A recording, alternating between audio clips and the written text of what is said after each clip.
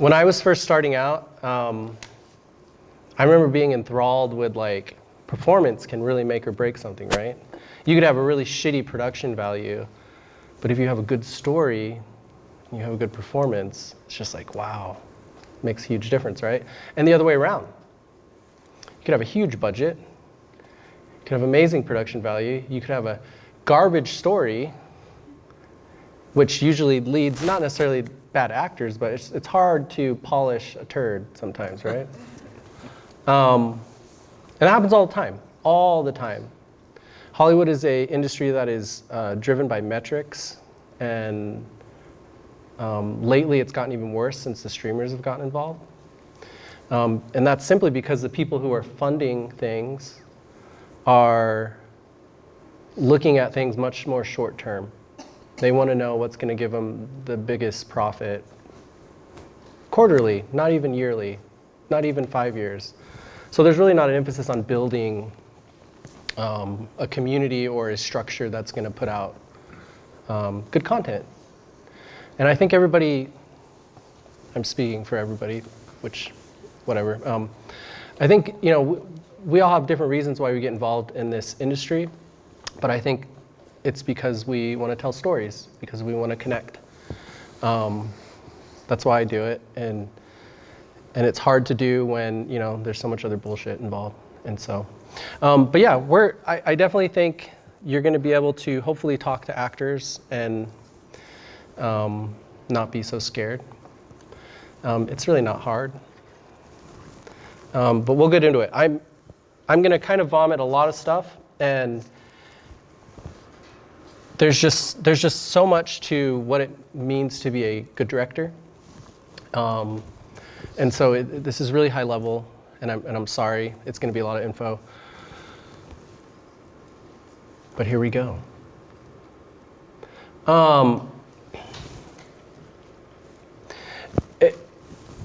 Typically, the world of film will categorize a director in 2 camps.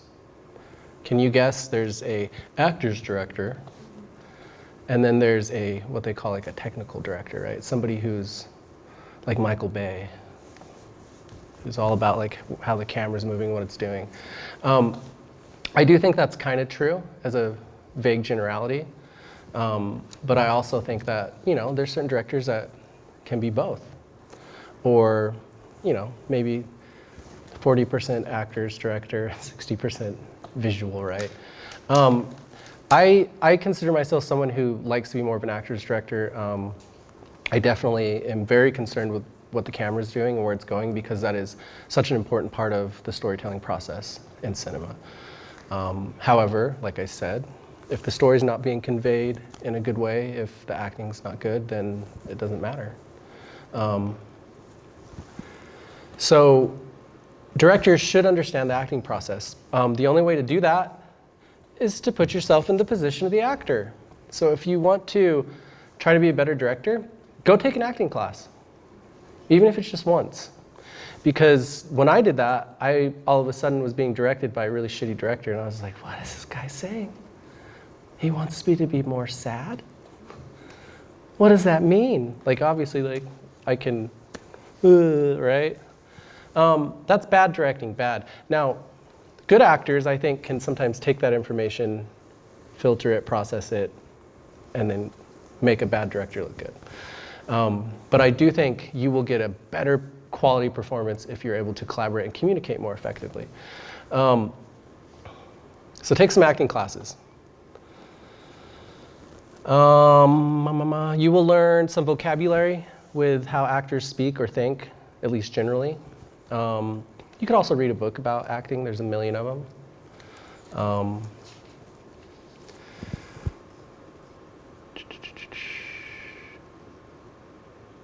I'm going to talk briefly tonight about casting. I'm going to talk briefly about identifying what's working, what's not in an actor's performance. Tools to articulate that. I'm going to talk about tools to get an actor to do what you want.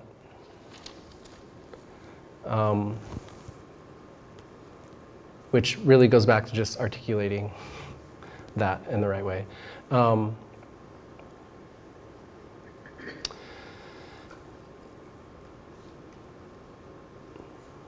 Mr. Meisner, who was a teacher of acting, wrote books, said acting is living truthfully and fully under imaginary circumstances. I think good performances are when there's, people say, like, oh, it was such good acting, it was so authentic. And I think that's right, like you feel it. Emotion is something that resonates kind of the way music does, sound. I feel like when the right emotional note is hit, that's when you feel it. Now it's just like music. Just because you're up there tooting doesn't mean it's gonna feel right, sound right. And so I think when a performance is very powerful, very palpable, it's because those correct emotional notes are being hit.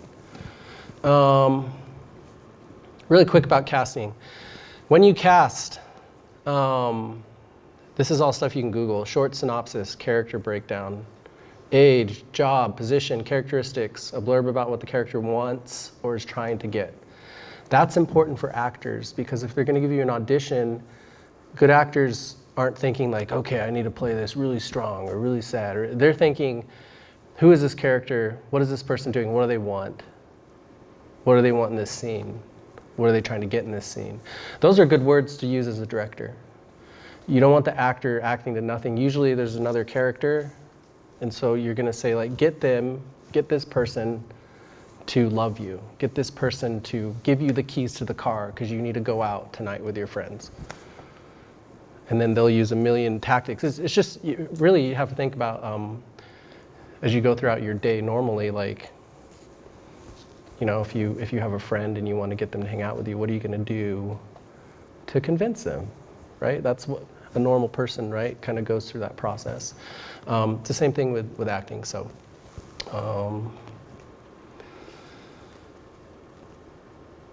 so this helps the actor auditioning build a character. Good actors will do their homework. They will build facts about the character, circumstances. If you don't give that information as a director, they're just going to fill in the blank. And sometimes that's okay because you want to see what they're creatively capable of. Always request a resume. Always request a current selfie, because people get headshots done and they're expensive or they're busy and they don't get a current one. And you think you're casting this guy who's all clean shaven, and then they give you their audition tape and they're like bearded and long hair, or they're like 50 years older. And so I always ask for a current selfie.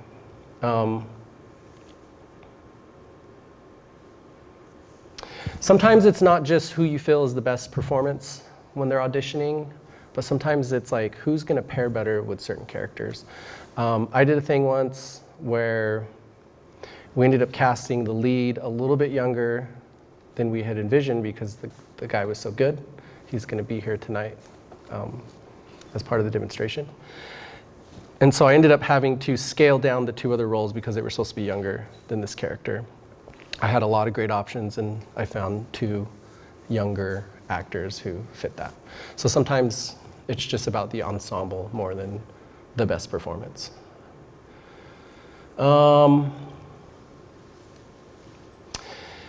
If you see that someone has experience on the stage-trained actors, they're worth their weight in gold, because that means they're disciplined and they give a shit. Oftentimes in this industry, somebody's like, I'm gonna be an actor, I'm gonna go to LA. And they've never done anything. And maybe they have some amazing God-given talent, but someone who has done a lot of theater acting, I can work with that, because if they're up on, if they come in and they're just projecting too much, being too loud, I think it's a lot easier to tone somebody down, because the camera is a lot more intimate, a lot more subtle. Oftentimes, good performance for the screen is less. One of the reasons for that is because in film, we have the power to cut away to something. And that's a powerful thing. This is something that the Russians figured out a long, long time ago when film was first emerging. They had the first film school, and they did an experiment where they took an actor making a very neutral face straight to the camera, and then they would cut away to different things. One was a child in a casket, and people said, oh my gosh, you can just feel the devastation in his look. Same look, cut away to a steaming bowl of soup with some bread. Oh, you can just see he just longs for that food. Next one, it's a beautiful woman laid out on a duvet. Oh, he wants her, you know, like you can see the passion. And it was the same face. What this tells us is that cutting and juxtaposition is very powerful. And in the cinema, you can do that. Now, that doesn't mean to direct your actor to always just have a blank, neutral face. That doesn't work. But if you think about actors who you're like, that's a pretty good actor, think about their performances. Brad Pitt's really good at this. He kind of has his Brad Pitt face. And sometimes he's not doing a lot. And it just works. Not just because of his abs, even though that helps. Because he's just good at being subtle. Harrison Ford is good at this. A lot of great actors. Less is more. I can take a stage actor, and I can filmify them. I can tone them down. The project that I was working with John, who's going to be here, one of the younger actors I cast to pair with him, she was this really gung-ho BYU theater gal, really great. And she just kept going too big, and I just, less. And her performance ended up being great. But she was dedicated. Okay.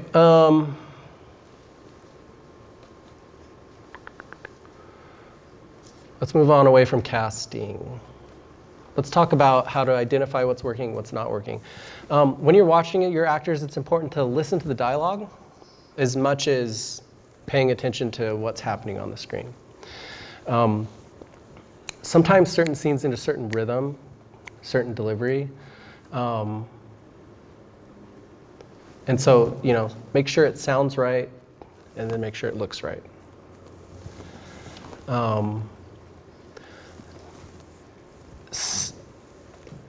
I think more importantly, body language is probably the most important thing. I had a mentor that always said, make sure to turn down the sound and just see what they're doing.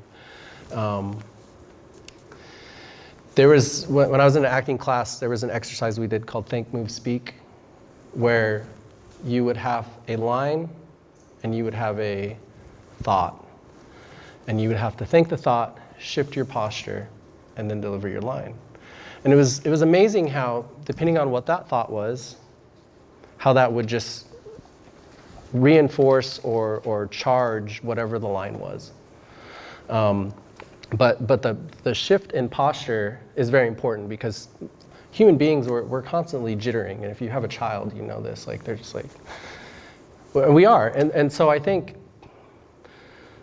you know, even if someone is supposed to be, you know, very placid and not doing a lot, maybe they're in shock, maybe they're worried, I still think the performance is going to be better, you know, if I'm in this worried look, you know, this is okay, but if I'm doing this and then I shift my eye line even, or take a breath, just a little shift in posture, all of a sudden as humans, we're always trying to figure out what the hell's going on with somebody, right? We're creating a story.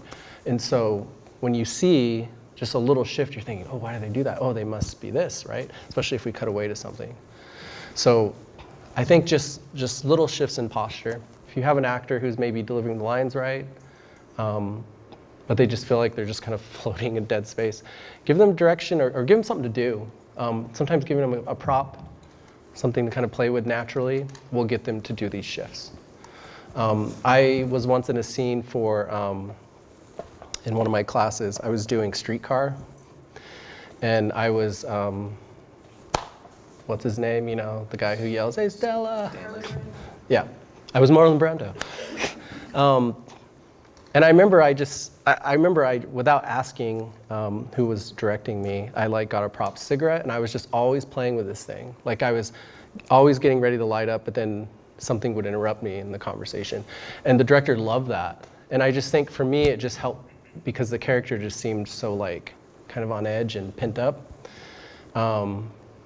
It kind of gave me something natural to do. So, yeah. Direct an actor to what's happening, not what's in your head. So if something isn't working, stop and really clarify your thought. Like you might be thinking like, oh, I really want them to be more angry, right? Like let's just say that's your baseline thought. A lot of times it's really simple little direction is be like, hey, that was great. I want you to turn it up by like 50%. And then see what they do. And if they're not getting it still and you want them to go bigger, say, hey, I want you to just 100. Let's just go big. See how big they can go. And then you can tone them down. Sometimes it's just a matter of that.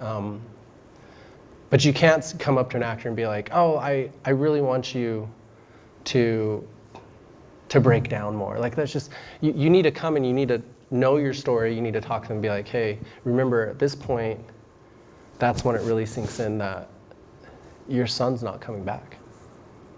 Okay, when you hit that line, that's when I want that thought to completely sink in. They're gonna be able to take that and run with it more than be better, do better, right? When it comes to articulating issues, actors like directors who have confidence. So don't use words of failure. Don't come up to your actor and say, you know, maybe you could try, or maybe just kind of. Like that's, you have to be direct. I understand that a lot of us in this industry are, you know, we do this as an expression because, you know, we might be inherently shy or unconfident, whatever. I'm somebody who does not like to talk to people generally. I know I have the skills, but it doesn't mean it's my favorite thing to do. But you have to be confident in your story and what you're doing.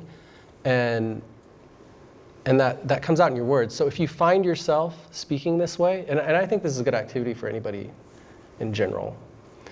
If you find yourself not, you know, using these words of failure, catch yourself and be more direct. You don't have to be a jerk. But don't say like, don't say just, don't say sort of, or maybe we could do that. It's like, no, what do we, like as an actor, it's like, what am I doing? Like, do you want me to do this or not? Okay? Be direct. Actors are kind of like children too. Good actors are really good at allowing their emotions to flow, ebb and flow. And that takes a certain amount of vulnerability, especially if you're doing something dramatically charged with some real emotion and heavy shit. And so treat them as such. Be nice. If they've done a really heavy scene and you're done, don't just be like, all right, moving on, and the actor's sitting there like, was that real? Check on them, make sure they're okay. Give them praise when they take a note and make a good adjustment, and they, you know, give them praise. It can be as small as like looking at them, being like, yes, you know. You don't have to come up and like hug them. I mean, you have to let them know. You have to communicate when they've done a good job.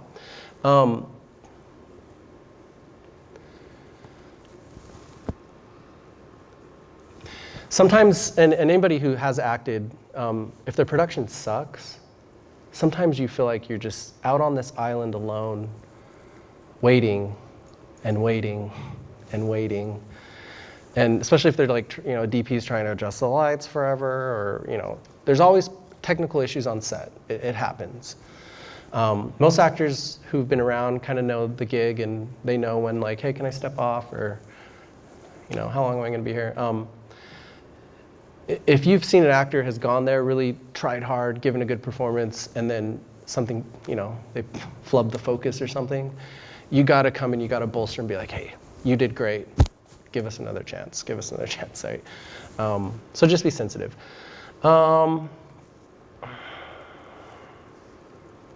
Keep your actors comfortable. Make sure they have water. Make sure they get to go to the bathroom when they need to. Control your set as a director. Don't let actors direct each other. I know some actors might get mad at me. And that's simply because you can't have too many cooks in the kitchen. It's just, you're gonna get a muddled vision, you're gonna get a muddled story. If you are not giving direction, the alpha actor will arise and will start directing everybody. I've seen it happen as a producer on shoots with bad directors. And usually these are directors that are like the technical kind, right? They're all worried about the shot. And what happens is like, they call cut and they're adjusting stuff and the other actor's like, hey, maybe this time you say it this way. I'm not saying a actor can't direct well, but it will not be your direction. Okay, if you're directing, you need to steer your ship. You don't have to be rude about it, but I've had times where I've seen an actor doing this, and usually, sometimes it happens immediately, like in rehearsals. And you just have to kindly shut it down and be like, hey, I'm the director here, like, if you have feedback, come talk to me. And a lot of times an actor will come and be like, hey, they keep doing this and this and this, and sometimes you can work that out, but you have to filter any concerns actors have, okay? And some actors have big personalities, so good luck. Tools to get what you want. Paint the scene. Who knows what that is? You get a brush? No. You really need to, if you want an authentic performance, you need your actors to be grounded in that sense of reality. You can see here we have an amazing set for our demonstration. I didn't have money to like put up walls and like do a full set deck. I tried to set the tone with lighting. I have the minimal amount of props that they're going to need to interact with, which is not a lot. And I'm kind of giving a sense of space. But I have emailed my 2 actors this whole thing, and ironically, we're doing a scene from Blade Runner 2049. Neither of the actors have seen any of the Blade Runners, which I love. That was great. I didn't know this going into it, but I gave them, regardless of if they've seen it, if they haven't seen it, I gave them this big blurb, and I took from the movie imperative information about the world. Because this is sci-fi, there's some important facts you need to know. You need to know what a replicant is, right? Like, not a human, not a real boy, right? And I gave that to them, and then I also elaborated on the relationship between the 2 characters, how they operated generally, what they want out of the scene, but also I set up the scene because this is a scene in the middle of the film, but I also think it's an important scene because it's subtle, but it's a specific turning point for the main character, Kay. And we'll talk about it when they get out here, but it's where his perspective on the world starts to change. And in the scene, you can see that the other character kind of notices this and is like, hey, WTF. So I had to give them that information. And they're also going to bring things, they're going to fill in the holes that I didn't give them, which is wonderful because film is a collaborative thing, and the collaboration between actors and a director is awesome. But I gave them the key information that I needed for the scene. So paint the scene. That usually means describing where we're at. So when they come out here, I will do that. I'm going to describe this office that is sort of here. But that's a great way to help your actors sink into that world. If you wrote your story, you should have answers for questions about the world and the situation and the characters. If you did not write the script, like I did tonight, did not write this script, you need to do your homework and understand the story inside and out, the themes, the beats, the turning points, because you need to guide your actors through the story, especially when you're in the long-form production, you're shooting out of order. You have to be able to paint the scene and tell them, hey, this is the scene this is where we're at in the story. Because they're so micro-focused in on the character, you need to see the big picture and guide them.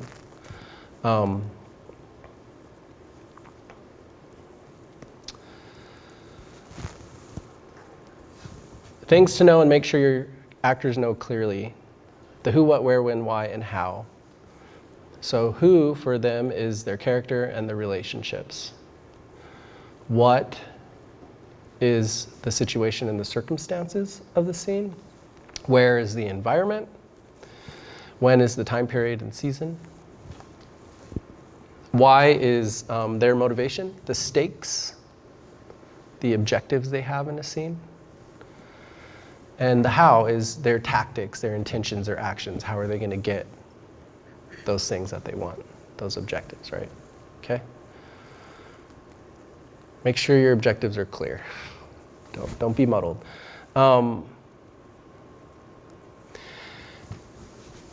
If you can, try not to tell an actor what to do. Unless it's like a very physical, like, oh, like tactic, like, push him. I think that's okay. Maybe try pushing him, see how that works. But I think it's more effective if you can ask them what they want as the character. Questions, I think, are a good way to get the actor thinking about, like, if you're not liking what they're doing, getting them to, so let's say I wanted a character in a scene to be more aggressive. I could say, what if you got more physical after this line? Like, what do you mean? Like, well, what would you do? Well, maybe I could bump him with my chest. Yeah, let's try that. Right? As opposed to being like, puppeting them and telling them exactly. Questions, I think, can help. Ask them how they want to affect the other character. How do you want the other character to feel? That's a good thing to say. So ask questions, plant those circumstances, and make sure you reinforce the why that the character has.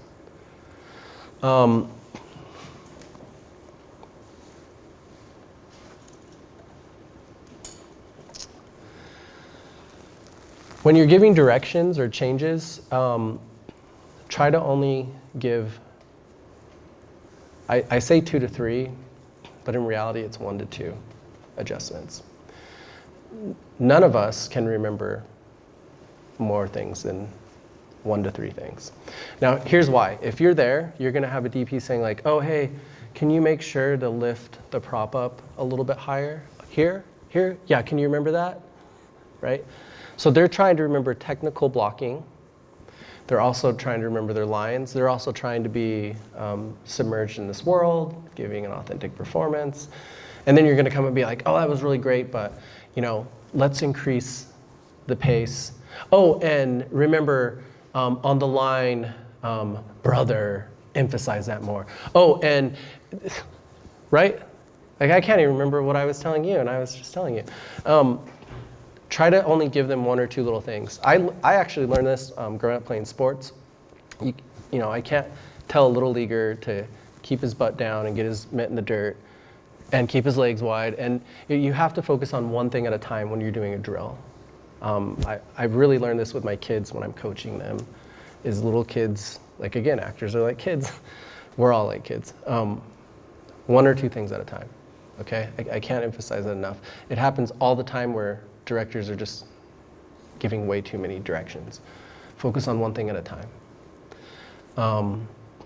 I would say like a technical note, a performance note, if you're gonna do that, okay? Or 2 performance notes, 2 technical notes. Like try not to get more than 2 or 3. Oh, internal dialogue. So, if you want an actor to look angry and they don't have a line, okay, right? Instead, maybe give them some internal dialogue.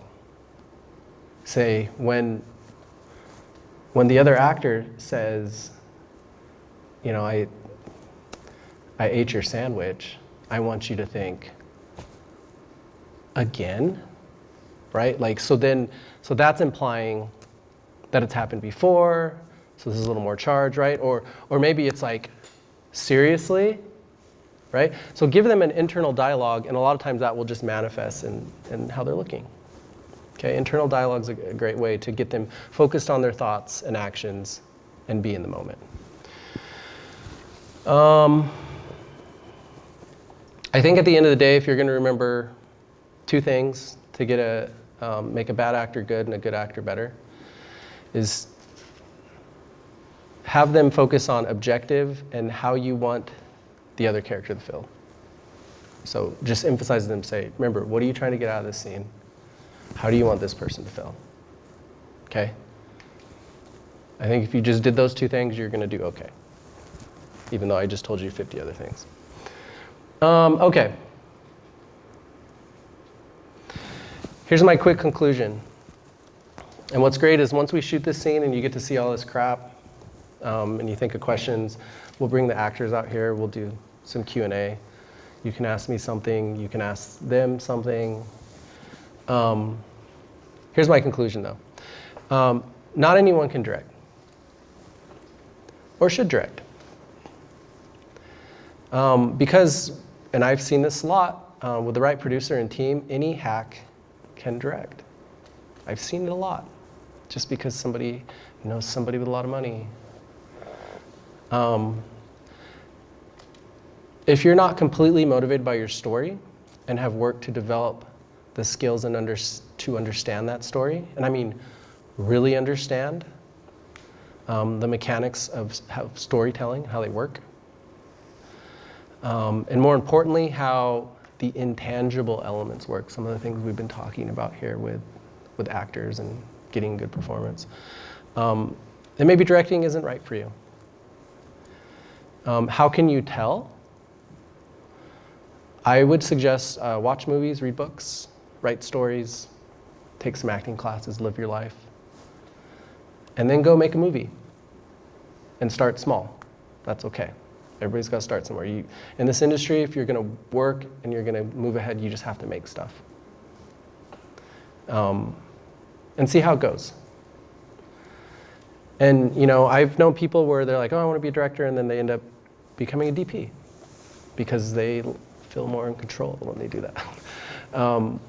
It's not easy. This industry is a tough industry. I've been doing this for 20 years, and there's still a lot of goals that I'm still trying to meet. But I think, again, just go out and make stuff. That's how you're going to get ahead. So, really quick, before I move on to the next segment, does anybody have any burning questions or things that I missed? I have a comment, since you have so many actors here. Yeah. I think the words you said, the how, what, where, when, those are also important to actors, like when you're doing your self-tapes. Yeah. Sometimes they just read the words and they just go do it, and they don't think that process through. Or Yep. figure out who Yep. the writer is. Maybe that writer has a whole different style, and you need to figure it out. And it's tough, actors. Sending out a million auditions, getting rejected a bazillion times. Just remember, we're all getting rejected a bazillion times. But yeah, I think, I would say with your auditions, focus on those simple key things and don't try as hard. Just know your character, the situation, the environment, right? All those things. And then just formulate a character and then just do your thing. Don't try too hard, because when I'm casting, I literally know within 5 to 15 seconds. And I feel bad because I know that so many of you are putting a lot of effort in. But sometimes it's like, it's not even your performance. It's just, it just didn't feel right. Or maybe the look isn't just right. Or maybe I'm casting someone a little younger or a little older to fit this other actor, right? But yeah, I think that's great. Focus on those simple things and just give it your best shot. Anything else? Yeah. Are there any comedy-specific skills or methods for directing? I think with comedy, there's 2 camps. The more recent one has been, let your comedians ad-lib the shit out of everything.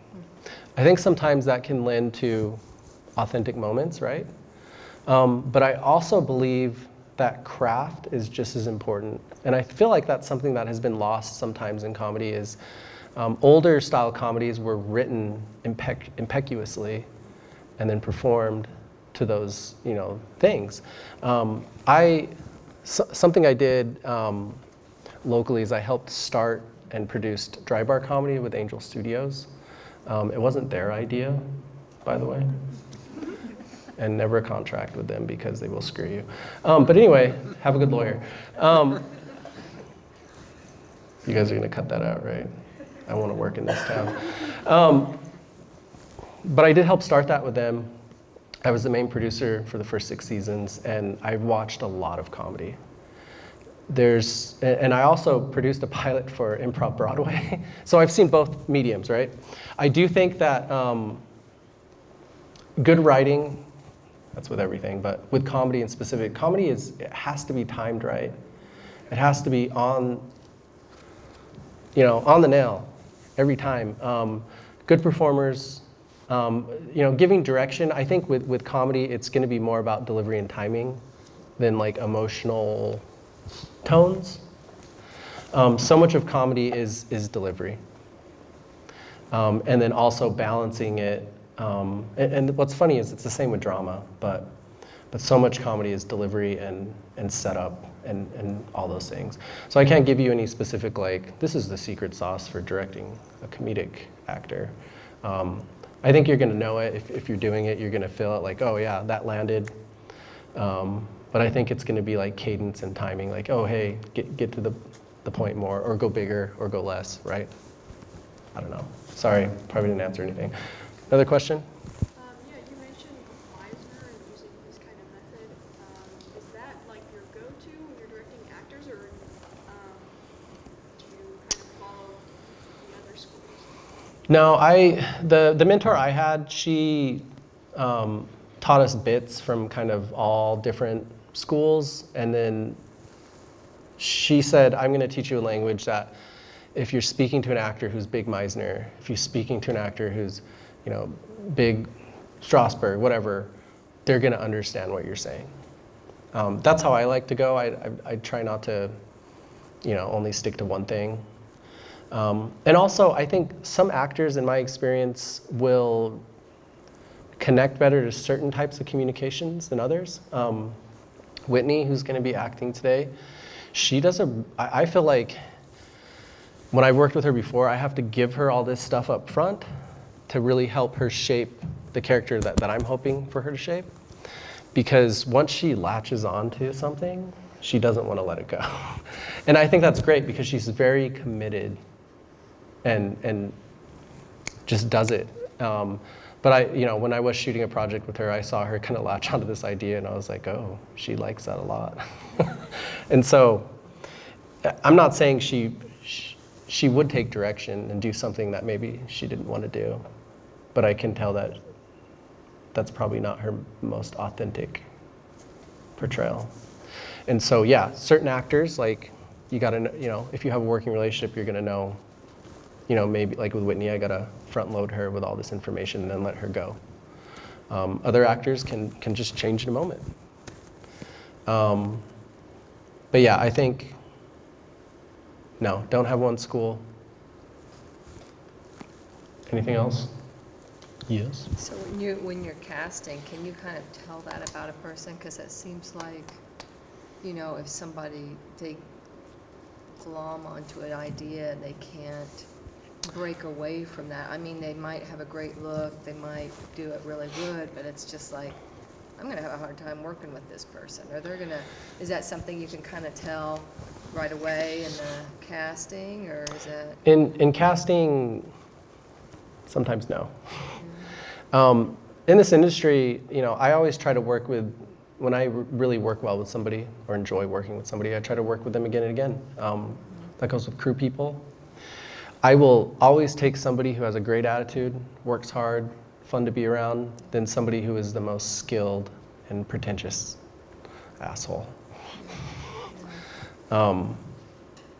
Sometimes you get somebody and you're like, oh, this isn't working. I feel like I've gotten really good at, even if somebody kind of either has an ego or whatever, being able to pad said performer and allow them to do their thing, and then kind of keep them, not corralled, but just comfortable and like, not ruffling feathers. And then never work with them again. Yeah, I've done that. I've also had projects where it was lower budget and I didn't get as many people auditioning, and I just kind of have to take what I can get. And sometimes I've been really pleasantly surprised at somebody where I was like, oh, I don't think I would have cast this person, but I had to. And then they've been wonderful. And even if they didn't have the chops compared to somebody else, you know, I was able to kind of steer them and help them get a performance. Right. And so, yeah,